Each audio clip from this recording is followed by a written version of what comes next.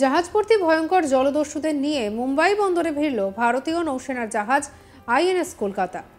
জাহাজে ৩৫ জন সোমালিয়ার জলদস্যু ছিল। ধৃত জলদস্যুদের মুম্বাই পুলিশের হাতে তুলে দেওয়া হয়। জলদস্যুদের বিরুদ্ধে মেরিটাইম অ্যান্টি পাইরেসি অ্যাক্ট ২০২২-এর অধীনে কড়া পদক্ষেপ করা হবে। ভারতীয় নৌসেনা জানিয়েছে, অপারেশন সংকল্পের অধীনে সোমালিয়ার উপকূলে এই অভিযান চালিয়েছে নৌসেনার কমান্ডোরা। উল্লেখ্য, শনিবার ১৬ই মার্চ মাঝ সমুদ্রে ৩৫ জন সোমালিয়া জলদস্যুকে রুখে দিয়ে নজির গড়ে ভারতীয় নৌসেনার কমান্ডোরা। আর এই কৃতিত্বের ভাগিদার হয়ে থাকে কলকাতা। মাঝ সমুদ্রে মাল্টার পণ্যবাহী জাহাজ আইএনএস রুয়েনকে অপহরণ করেছিল সোমালিয়ার জলদস্যুরা। শনিবার এই জাহাজটিকে জলদস্যুদের হাত থেকে উদ্ধার করে ভারতীয় নৌসেনার জাহাজ আইএনএস কলকাতা। জাহাজে তখন আটক ছিল ১৭ জন ক্রু সদস্য। তাদেরও নিরাপদে জলদস্যুদের হাত থেকে উদ্ধার করা হয়। এই অভিযানে যুদ্ধজাহাজ আইএনএস কলকাতা এবং আইএনএস সুভদ্রাকে মোতায়েন করা হয়। সেই সঙ্গে মনুষ্যবিহীন বিমান দিয়ে নজর রাখা হচ্ছিল।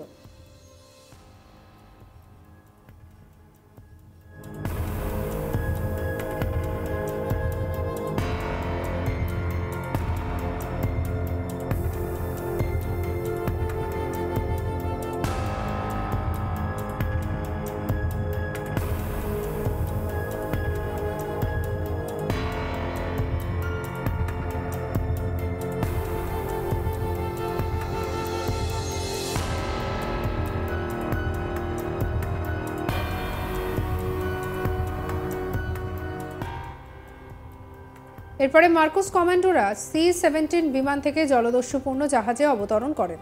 হঠাৎ আকাশ থেকে এভাবে কমান্ডোদের আসতে দেখে হকচকিয়ে যায় জলদস্যুরা। বেগতিক বুঝে শেষমেশ আত্মসমর্পণ করতে বাধ্য হন তারা। নৌবাহিনীর মুখপাত্র কমান্ডোর বিবেক মধওয়াল বলছেন যে গত ৪০ ঘন্টায় আইএনএস কলকাতা একটি দুরন্ত অপারেশনের মাধ্যমে ৩৫ জন জলদস্যুকে সফলভাবে ঘিরে ফেলে এবং তাদের আত্মসমর্পণ করতে বাধ্য করে। মার্কোস কমান্ডোরা কোনো আঘাত ছাড়াই জাহাজ থেকে ১৭ জন ক্রু সদস্যকে নিরাপদে সরিয়ে এনেছেন।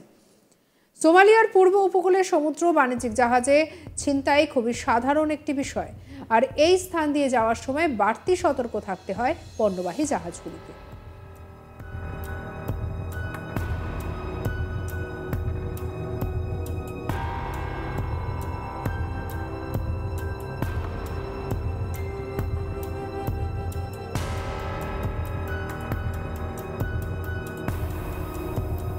মাঝ সমুদ্রে সোমালিয়া জলদস্যুদের আক্রমণের কথা প্রায় শোনা যায়। কার্যত এই সোমালিয়া জলদস্যুদের হামলার জেরেই ওই নির্দিষ্ট রুটে পণ্যবাহী জাহাজ চলাচলে নিষেধাজ্ঞাও জারি করেছে বেশ কয়েকটি দেশ, যার ফলে ঘুরপথে যেতে গিয়ে বিপুল ক্ষতি হচ্ছে ব্যবসার। কিন্তু মাঝ সমুদ্রে এই সোমালিয়া জলদস্যুদের হামলা রুখতে প্রস্তুত রয়েছে ভারতীয় সেনা। অত্যাধুনিক অস্ত্রশস্ত্রে সজ্জিত রণতরী পাহারা দিচ্ছে জলপথ। যে কোনো দেশের জাহাজ বিপদে পড়ে তার আগাম বিপদের আঁচ করে বিপদ সংকেত পাঠালেই হলো। নির্দিষ্ট গন্তব্যে পৌঁছে ত্রাতার ভূমিকায় অবতীর্ণ হচ্ছে ভারতীয় নৌসেনার কমান্ডোরা। নৌবাহিনী জানিয়েছে, সশস্ত্র জলদস্যুরা রুয়েন নামের এক কার্গো জাহাজ প্রায় ৩ মাস আগে হাইজ্যাক করেছিল। ১৪ই ডিসেম্বর কার্গো জাহাজটি হাইজ্যাক করা হয়। নৌবাহিনী জানায়, গত বছরের ১৪ই ডিসেম্বর সোমালি জলদস্যুরা MV রুয়েন জাহাজটি হাইজ্যাক করে। নৌবাহিনী জানতে পারে জলদস্যুরা এই জাহাজের মাধ্যমে সমুদ্রে তাদের কাজকর্ম চালিয়ে যাচ্ছিল। এরপরে নৌবাহিনী এই অভিযান চালায় এবং ৩৫ জন সোমালি জলদস্যুকে আত্মসমর্পণ করায়।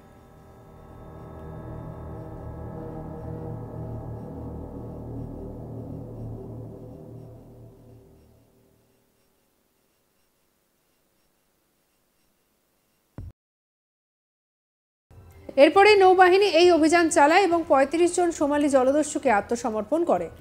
ভারতীয় নৌবাহিনী ইতিমধ্যে উত্তর ও মধ্য আরব সাগর সহ গুরুত্বপূর্ণ সামুদ্রিক রুটে বাণিজ্যিক স্বার্থ রক্ষার জন্য নিরাপত্তা অভিযানের অংশ হিসেবে যুদ্ধজাহাজ এবং নজরদারি বিমান বাড়িয়েছে। গত কয়েক মাসে হুথি সন্ত্রাসবাদীরা লোহিত সাগরে পণ্যবাহী জাহাজে ধারাবাহিক হামলা চালিয়ে বিশ্বব্যাপী উদ্বেগ বাড়াচ্ছে।